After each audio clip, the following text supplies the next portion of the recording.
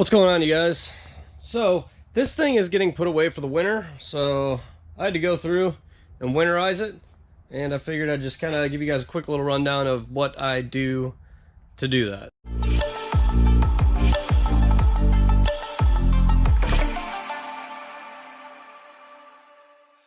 So really, whenever I'm putting a car like this away for the winter, up here in Michigan it does get really cold, is we got to add coolant to it. So I actually went through and I drained all the water out of it, because race car, we just run water on the track because you don't want to dump coolant on the track if something happens. So went ahead, drained some of the water out of it, and actually replaced it with about 2 gallons of straight antifreeze.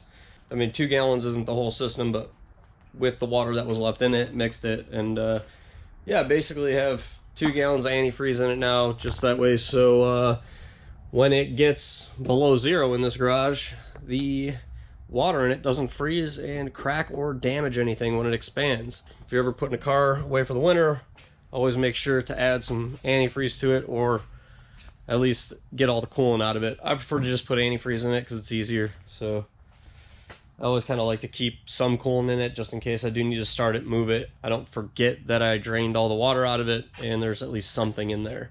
The second thing we did is we just did an oil change on it. So basically we just drained all the old oil out of it, went through, cleaned out all the cooler lines and everything like that. So I'll actually come down here, disconnect this lower line here, drain all the oil out of the cooler and out of the line.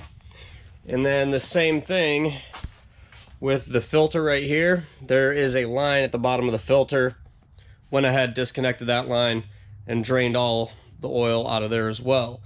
Now after I hook it all back up, we go ahead and we prime the system through the filter right there.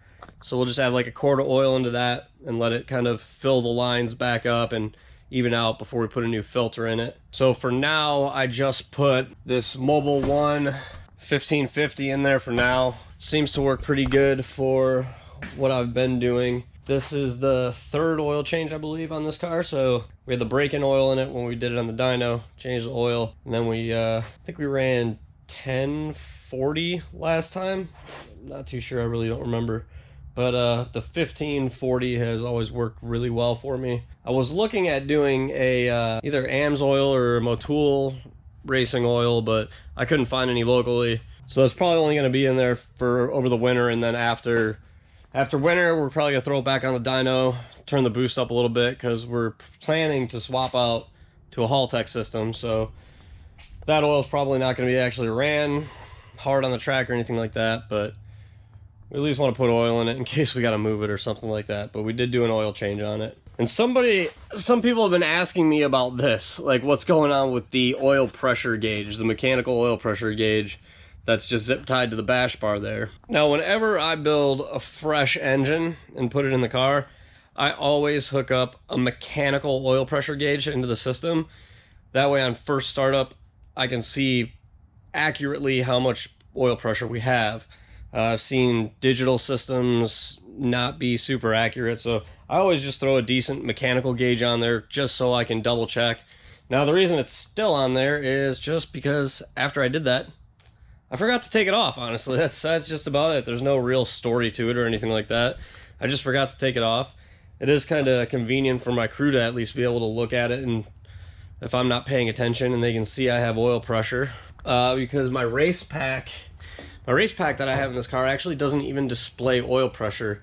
That race pack is still programmed for my GTO PCM, so the only PIDs it's picking up off of this one accurately is coolant temp and the tach. I think that's about it. The speedo sensor doesn't work with it, and there's a lot of shit that actually doesn't work with it, but yeah, so that's why I have that gauge on there. There's no real cool story behind it or anything like that. We do have fuel in it, so we're keeping fuel in it over the winter. We're not really planning on draining the tank out or anything like that. But we really don't plan on doing any major changes to this car other than a standalone, if we can get that on here. Standalone and swap out the wastegates, but that's about it. Here's the oil that I drained out of it. There's no like metal in it or anything like that. It's not super metallic-y. The magnetic drain plug was clean when I pulled it out, so the oil actually looks really good. It smells like race fuel. And yeah, that's about it. Really ain't got much going else on right now. I'm waiting for parts to finish that GTO up, because that just really needs to get done. So I dropped that tail shaft housing off at Rev Shift today, and they're gonna bore it out, put the new seal and bushing in that. So I gotta get that back in here, pull the trans out of it, swap tail shaft housing, shifter rod, all that, put it all back together, measure for drive shaft, get a drive shaft made. Then once all that's back together, basically it's all just bolted up and should be good to go and get it out of here. In other news, I will be at SEMA again this year. So I will be there from the 3rd to the 9th, I believe, out in Las Vegas. So my flight leaves to go out there on the 3rd, and I'm flying home on Saturday morning, I think. I think that's the 9th. I don't know. I'm pretty tired. I'm always tired. What am I talking about? But yeah, other than that, I really ain't got much going on right now, so videos are probably going to be kind of slow. Been saving money, so I don't really have cash to throw around on like builds and projects and stuff like that. So I'm trying to save up to get a trailer. Still haven't brought my truck home yet. That's still at work.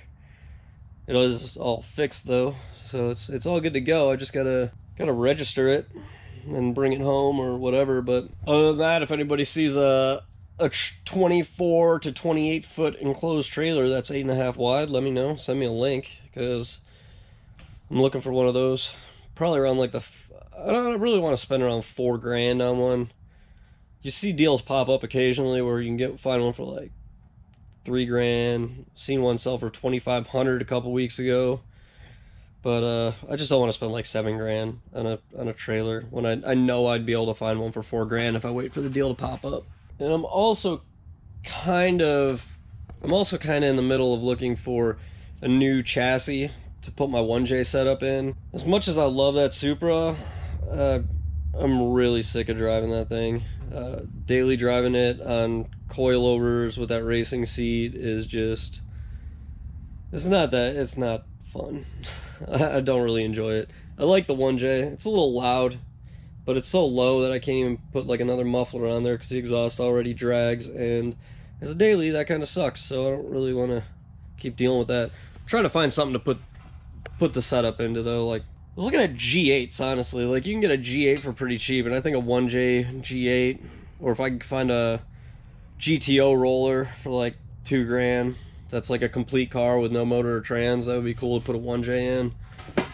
I don't know, I just like putting dumb motors in dumb cars and pissing people off apparently, but it's what I like to do. So yep, but that's it. I ain't got much else for you, so that's gonna be it for this one. So like the video if you liked it, subscribe to the channel if you're new, and I'm sure we're gonna get moving on something here soon. I'll at least get some content when I'm out in Vegas at SEMA to put out for you guys. And if you see me out there, come say hi. Definitely going to that Grid Life after party though. That thing was tight last year, so I'll be there. Yep. Be out at SEMA, I'll go to the Grid Life after party and probably get ghosted by Rob Dom again all week long, like he did last year. So that'll be cool. Alright, I'll catch you guys later.